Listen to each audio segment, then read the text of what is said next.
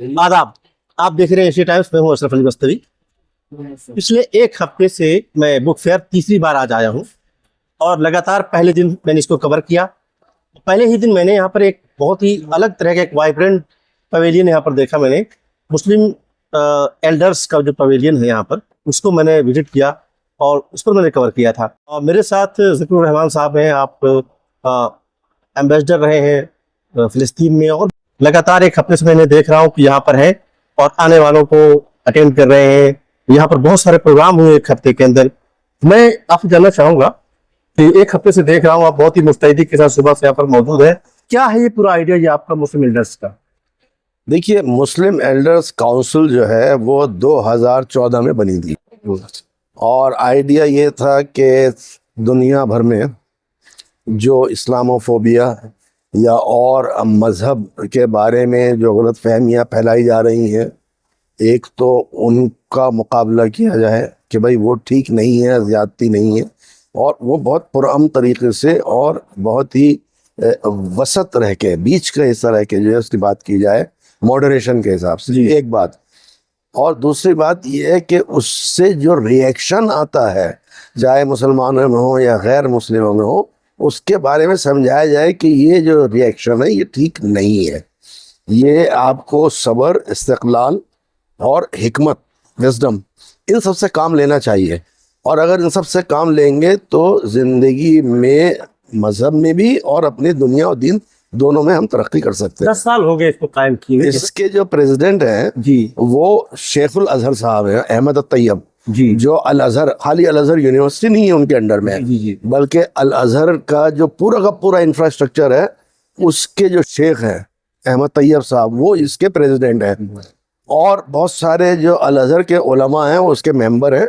उसके अलावा मुफ्ती, इंडोनेशिया के मुफ्ती जो हैं वो इसके मेंबर हैं। और उन सबको मिला के एक काउंसिल बनाई गई है और उस काउंसिल का मतलब सिर्फ यही है कि मॉडरेशन जो है दीन में, हमारे दीन में जो मॉडरेशन है उसके बारे में लोगों को बताया जाए। ये नहीं कि खाली मुसलमानों को लिए भी है, ये सभी को समझाने की। और इसी वजह से आप देखेंगे कि यहाँ जो हमने किताबें लेके आए हैं वो किताबें जो है वो अंग्रेज़ी में भी हैं, वो हिंदी में भी हैं, वो उर्दू में भी हैं, वो मलिबारी में भी हैं, वो जर्मन में भी हैं, वो और इंडोनेशियन लैंग्वेज में भी है। सब लैंग्वेजेस में ये किताबें छाप, इसी वजह से कि लोगों को समझ में आए।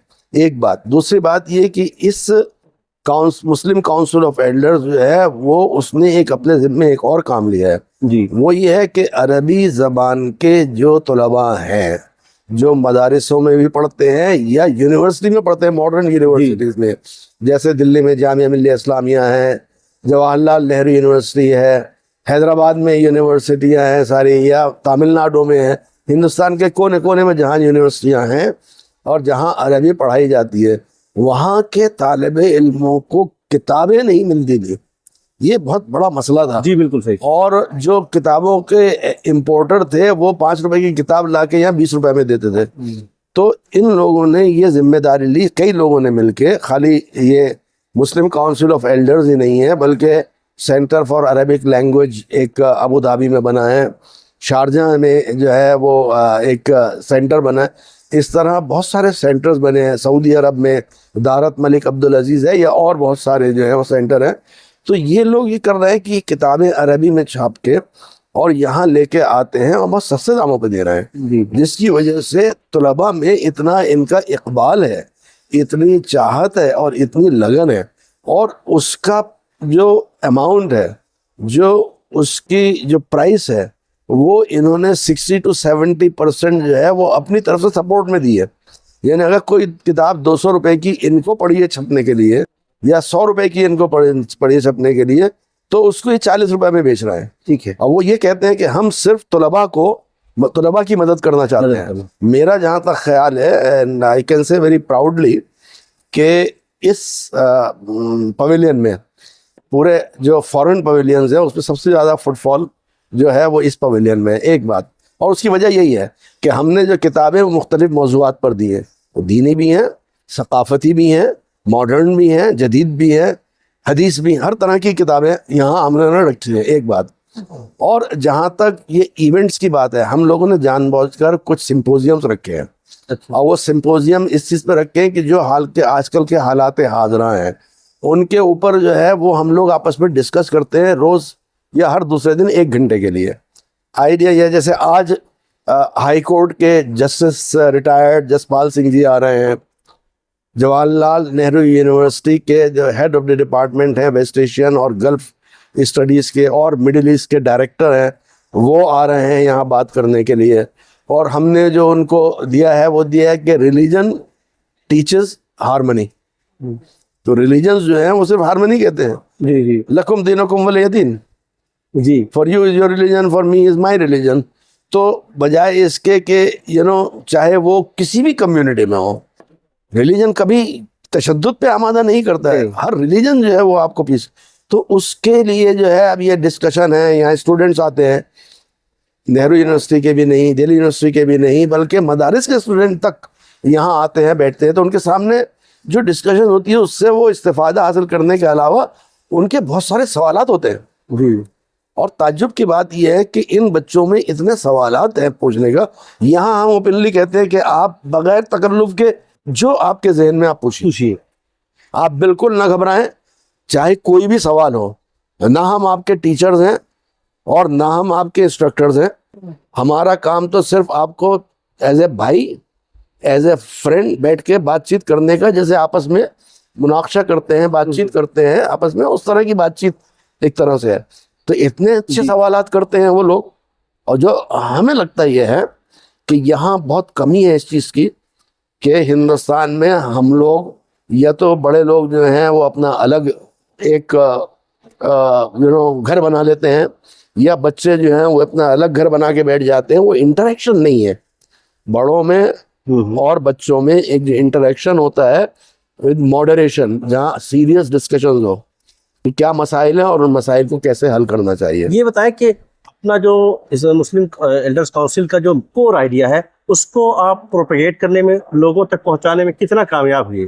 دیکھیے ہم پروپیگیٹ نہیں کرتے ہیں اس کو, ہمارا کام پروپیگیشن نہیں, ہم پروپیگنڈا نہیں کرتے ہیں.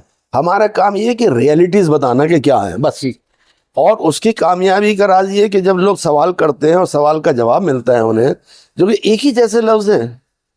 جیسے میں نے آپ کو ابھی تھوڑی دیر پہلے میں ذکر وَجَعَلْنَاكُمْ شُعُوبًا وَقَبَائِلَ لِتَعَارَفُوا, ہے نا, ہم نے تمہیں بنایا نیشنز میں, ٹرائبس میں, ڈفرینٹ ایتھنیسٹیز ہیں, مختلف زبانیں ہیں, مختلف شکلیں ہیں, مختلف ثقافتیں ہیں, سب کو بنایا تاکہ ایک دوسرے کو پہچانو, ایک دوسرے سے ملو.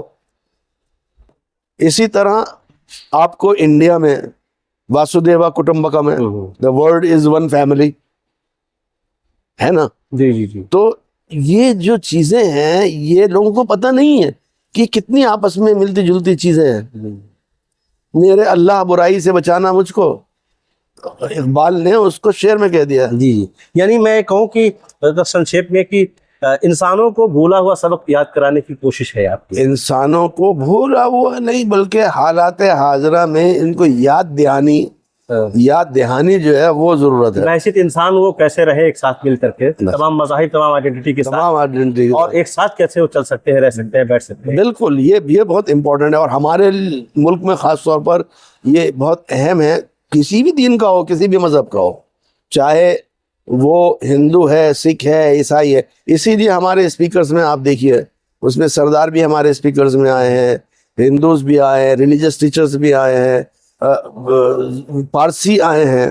ہم نے سب مذاہب کے لوگوں کو بلایا. بھارت کا کوئی چیپٹر الگ سے قائم کیا جا رہا ہے کیا اس کا؟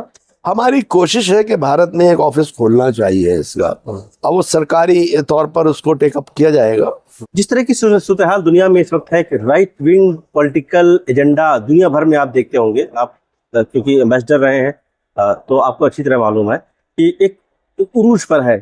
کئی دنیا کے مختلف ملکوں میں ایک سختی, ایک ایکسٹریمزم بڑھ رہا ہے. اس کے درمیان اب بھائی چارے کو فروغ دینے کے لیے آپ لوگ, وہی ہمارا آئیڈیا یہی ہے کہ یہ جو ایکسٹریمزم ہے, دیکھیے یہ پاسنگ فیز ہوتا ہے. ایسے فیزز جو ہیں پاسنگ فیز ہوتے ہیں, لیکن ایسے فیزز میں بھی آپ کو آنکھیں بند کر کے نہیں بیٹھنا چاہیے.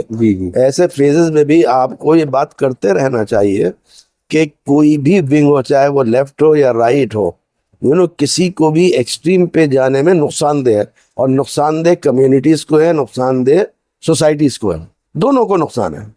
तो इसलिए मुनासिब यही है कि एक बीच का रास्ता, एक मोतदिल रास्ता, एक इत्तेदाल का रास्ता, एक मॉडरेशन जो है वो नहज, वो रास्ता अपनाया जाए। बहुत बहुत शुक्रिया। शुक्रिया, थैंक यू।